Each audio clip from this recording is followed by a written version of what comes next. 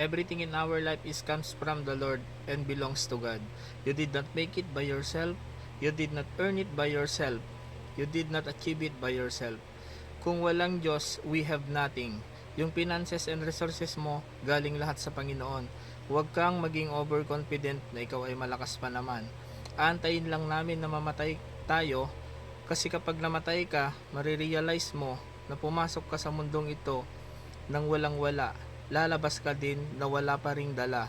Laging tapat ang Diyos, pero hanggat di tayo tapat, hindi natin mararanasan yung abundance.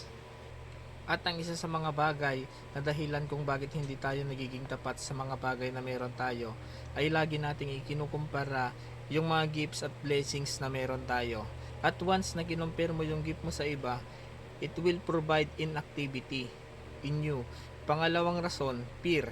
Natatakot kang mag-take ng risk. Natatakot ka to get out of your comfort zone.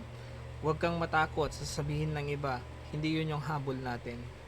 Pangatlong rason, neglect.